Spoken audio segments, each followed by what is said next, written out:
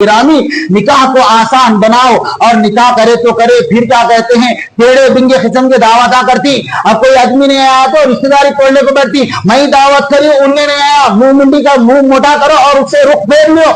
رشتہ داری چھوٹی موٹی دعوت میں نہیں آیا تو رشتہ داری کٹ, رشتہ داری کا تاغا. حضور صلی اللہ علیہ وسلم نے ارشاد فرمایا رشتے کو توڑنے والا جہنم میں جنت میں نہیں جائے گا, جنت کی خوشبو بھی نہیں سنے گا. ہمیں رشتہ داری کہیں کو توڑ رہی. ایک صاحب کر عمرے کی دعوت کرے کہتے ایک صاحب کو نہیں بلائے, عمرے کو جا رہا, اتنے بڑے مقام کو جا رہا, میرے کو نہیں بلایا, آج سے اس سے بات کرنا کٹ. ایک دعوت میں گیا, کسی وجہ سے سلام نہیں ہوا, سلام نہیں کرے, جواب نہیں دیے, کسی بھی وجہ سے ہو سکتا ہے, اللہ بہتر جانے, اسی کو بنیاد بنا کر, اسی کو مدعا بنا کر رشتہ داری توڑی جا رہی ہے.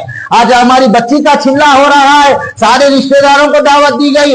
آج ہماری بچی کی ہلدی ہو رہی ہے, سارے رشتہ داروں کو دعوت ہو گئی. بے بنیاد دعوت میں شرکت کرنا کوئی ضروری نہیں. اگر آپ کا ولیمہ بھی رہا, کوئی آدمی نہیں بھی آیا, تب بھی رشتہ داری نہیں ٹوٹتی. لیکن آج ہمارے معاشرے میں یہ ہو رہا ہے, میری بے ڈھنگیا دعوت میں ہر ڈھنگ والا آدمی شرکت کرے, جو لائے اس سے میری رشتہ داری نہیں. اللہ اکبر کبیرہ. امت کا حال عجیب ہو گیا. اور عمرے کو جانے کے موقع پر جو دعوتیں کی جا رہی ہیں, اللہ حفاظت کرے, اللہ حفاظت کرے. دیکھو صاحب خیر, عمرے کو جانا عبادت, عمرے کو جانے سے پہلے دعوت کرنا. ایک صاحب بولے مصعب عمرہ کرنا بھی بڑا مشکل بنا دیجیے امت. بالکل بولے کہیں کو جی جانا, جاتے جب کھلا کو جانا, آتے جب کھانے کی چیزیں لانا, جو بھی ضروری ہو گیا. اگر نہیں کرے اب تانے شروع, باتیں شروع, اسکول میں اتنا نہیں پڑھا, ہمارا اتنا بول کو سنا رہی. امت عمرے کو جانے سے پہلے دعوت ہو رہی, 1 لاکھ چلر کی دعوت ہو رہی. گھر کے سامنے کرے تو گستاخی بولتے ہیں مصعب, فنکشن ہال میں کرنا پڑ رہا, فنکشن ہال میں پورا خرچہ کرے تو 1 لاکھ کا خرچہ آ رہا. اس سے بہتر وہ 1 لاکھ خرچے جتنا خرچہ دعوت کو آ رہا نا, وہ خرچے سے اور ایک جگہ کو عمرہ لے کے جا سکتے. اب عمرے کو جانے کے بعد وہاں کے ریال وغیرہ وہاں کا مسئلہ الگ رہتا, عمرے کی خوشی بھی ہوتی اور لوگوں کی باتوں کا ٹینشن بھی سروں پہ موجود ہے. یہ ہماری جہالت ہمارے اندر بس گئی. عزیزان گرامی, کوئی دعوت کوئی کام کو ہم شرعی اعتبار سے ماپے, اس طرح قرآن اور حدیث کے ترازو میں تولے, اس کے بعد ہم اپنے جملوں کو بولے. کوئی سا بھی جملہ اٹھا رہی بول رہی, اٹھا رہی بول رہی, اٹھا رہی بول رہی. ایک آدمی بولا کہا جی اگر سود لے کو تمہیں دعوت کرتے ہیں مصعب سود لے رہا ہوں, اللہ سے معافی مانگ لیتا ہوں, چل جاتا. یہ لوگ جو تانے بول بول کو سناتی نا, اس سے بہتر مر جانا اچھا ہے. وہ کو بولے اللہ اکبر کبیرہ. اس کا یہ بولنا بھی ایک اعتبار سے غلطی ہے. عزیزان گرامی, کوئی بھی دعوت کو ہم بول رہے ہیں, پہلے تو بولنے کا حق ہمارا نہیں ہے. آگے والے نے دعوت دی, اگر وہ آگے والا اس کے دسترخوان پر سوکھی روٹی بھی ہمیں کھلا رہا ہے, تازی ہے لیکن سوکھی ہے, تب بھی ہمارے کو بولنے کا حق نہیں ہے. حضور صلی اللہ علیہ وسلم کی حدیث سے ہمیں معلوم ہوتا ہے, اپنے کھانے کے دسترخوان پہ عیب مت نکالو.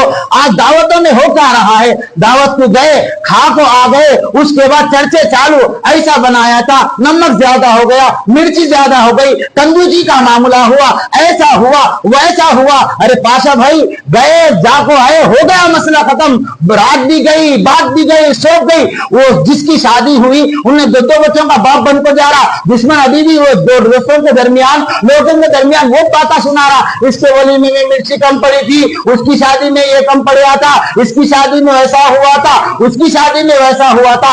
عزیزان گرامی, ایک ہوتا ہے مقصد, ایک ہوتا ہے ضرورت. میرے کو نواپیٹ سے یہاں سے مجھے حیدرآباد جانا ہے, درمیان میں مجھے محبوب نگر بھی لگے گا, شاپ نگر بھی لگے گا, فلاں گاؤں بھی لگے گا. میرا کام کیا ہے, مقصد میرا حیدرآباد جانا ہے. میں ضرورتوں کو ہرگز نہ دیکھوں, بڑے آرام کے ساتھ جاؤں, بڑے سکون کے ساتھ جاؤں. شادی ہوتی کیا ہے, ایک بچی میری زندگی میں اسلامی طریقے سے, جائز طریقے سے میرے اوپر حلال ہو جائے. شادی کا یہ مقصد ہوتا ہے, دعوت کرنا, یہ کرنا, ایسا بنانا ویسا بنانا ضرورتوں میں ہے.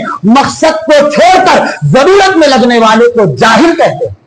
حیدرآباد کو کیا کرنا ہے اس کی فکر چھوڑیا, شاپ نگر جاتا ہے ادھر پریشان, حیدرآباد سے قریب والے علاقے آتے ہیں ادھر پریشان. اپنے مقصد کو سامنے رکھو. میرا مقصد نکاح کرنا ہے, رسم و رواج سے پاک ہو جاؤ. اللہ حفاظت کرے, اللہ حفاظت کرے.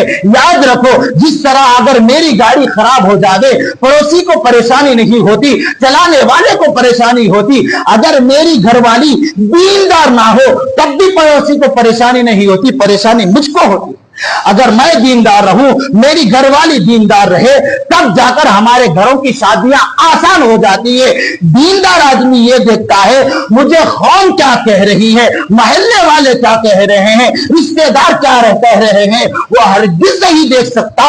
वो ये देखता है कि मेरा ये काम इस्लाम के आईने में सच्चा है या नहीं, ये देखता है दीनदार लोग। अब बहुत सारे मर्द